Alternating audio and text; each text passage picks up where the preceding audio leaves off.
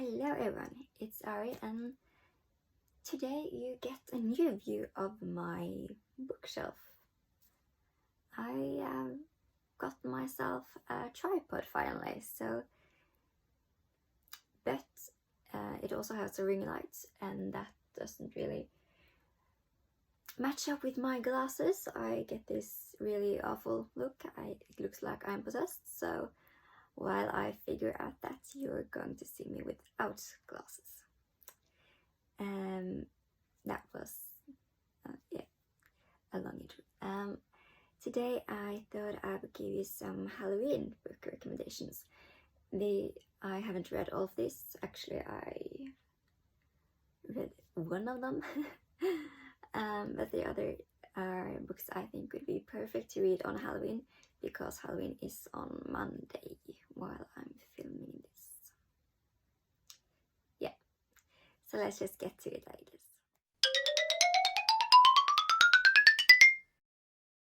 And the first book I have for you is Syke kjæler av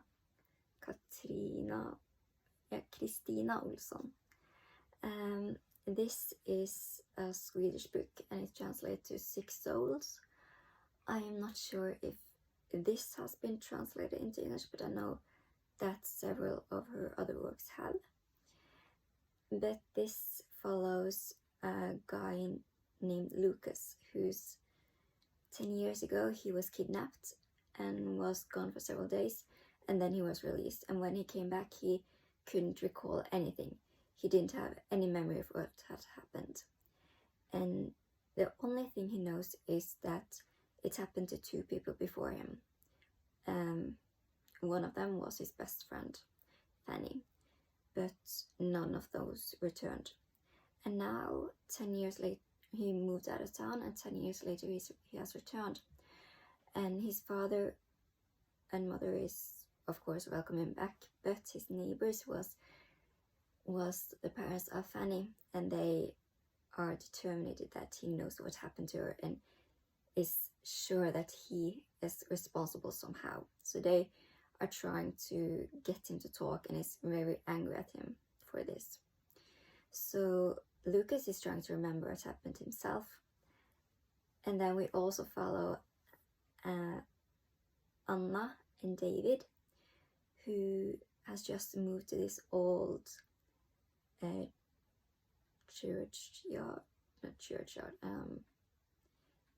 manor where the priest used to live. Priest manor? Priest yard? Priest something. And Anna, she finds a old course.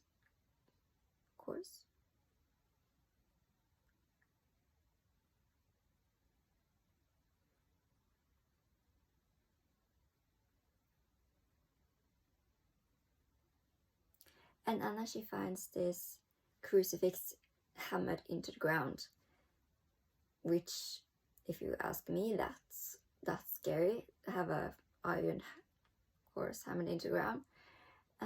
So she starts to explore the house, and also creepy things happen, and she gets locked into the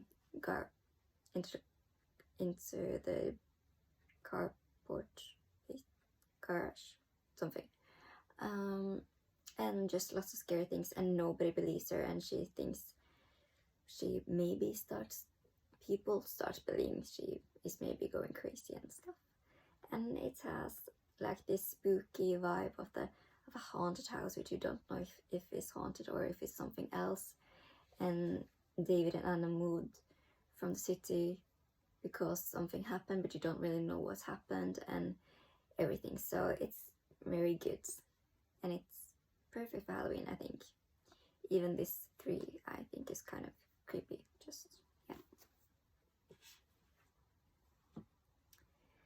And the next book is the book I'm trying to read for Halloween, which is Burning Girls by C.J. Tudor.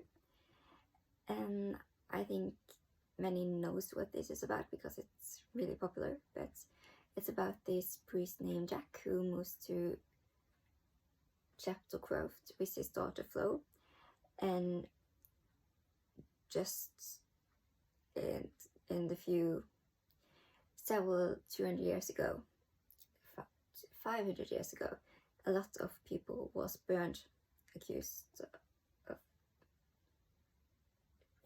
martyrs were burnt. And then several, or 10, 30 years ago, two teenagers were killed. And then a week ago, a priest hung himself. And now Jack is moving to overtake his place, I presume. And in a couple of first days, he gets a note saying that not all that is uncovered want to be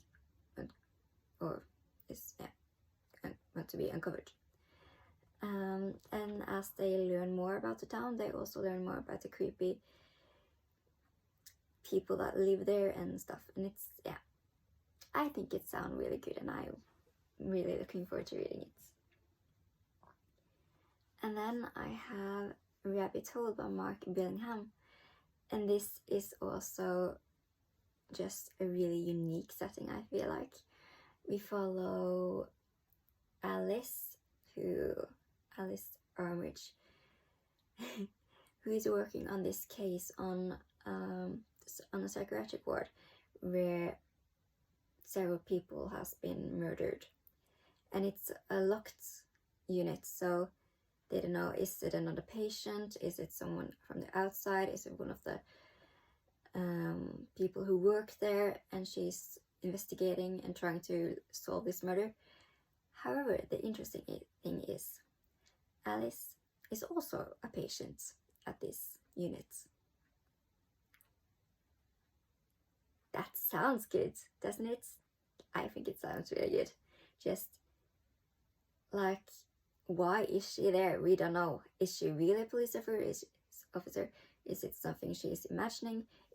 Why did she get on the psychiatric ward? You don't know, and that's intriguing. And then I have another really popular book, Mexican Gothic by Marina Garcia. I actually never intended to buy this, but I got it for Christmas from my best friend last year, just because I really can't stand Christmas. I hate Christmas. So she wrote this really sweet note saying, "I hope this dysfunctional family will lighten up your Christmas." I think that's kind of sweet. However, this book is about Noemi, who is a socialite, a quite glamorous socialite. And one day she gets this note from her cousin that she needs help. It's a really strange note, and she's really in dire need of help. So she decides with her father that she's going to visit her cousin. But when she gets to the manor that her cousin lives in, it's really run down, and there's creepy things happening there, and she doesn't really know what's happening. And this new husband of her cousin is quite menacing and everything. So, and then she starts to dream of blood and doom. That sounds fun, but it sounds like it's really gothic, of course, Mexican Gothic, and I've heard lovely things about it, so I think it would be a perfect Halloween read if you haven't read it yet, like I haven't. And then yet another really popular book, and that is The XX by Erin Sterling. This just had a sequel released this year, I think, The Kiss Curse or something. I think it was something with curse. However, we follow Vivian Jones, who is a witch, and when she got broken up with by her boyfriend Reese Penhallow, she was really upset. She took a bath, she drank some vodka, and she cast a curse. Not very clever. And now, 9 years later, her ex-boyfriend is returning to town, and that little innocent curse has some really dire consequences, among murderous toys, an angry ghost, the town getting really experiencing this curse. So now she has to team up with her ex to kind of just get rid of this curse and help the city, I guess.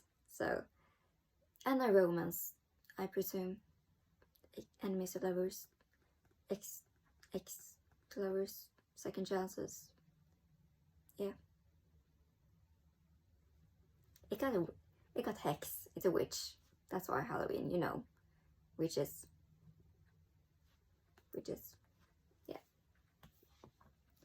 And then the last book I kind of just saw randomly in the bookstore, and I haven't heard anyone talk about it. Not on BookTube, not online, nowhere. So, but it sounds like the perfect Halloween book. And that is The Society for Soulless Girls by Laura Stevens. And this is about this elite art academy where 4 students was murdered several years ago. No one really knew what happened. They never solved the murders. But now, 10 years later, the school is reopening, and we follow our protagonist named Lottie, who is determined to solve these murders. But her roommate, she stumbles upon, as it says, a soul-splitting rituals hidden in the library of the North Tower where the 4 girls were killed. And now the North Tower is claiming another victim, and time starts to run out. Can Lottie and Alex discover the truth of the century-old curse before the century-old curse consumed them both? Can they? I don't know. It sounds really good, and it sounds really haunting and kind of dark academia, gothic, like this old tower, this old school, murdered girls.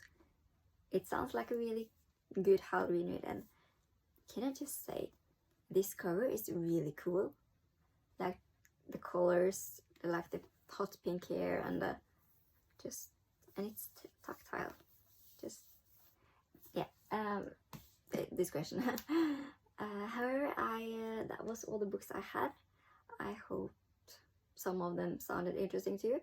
Maybe you haven't read any of them. Maybe you have read some of them. If you have, please tell me in the comments below if you thought they were good, if you thought I will like them.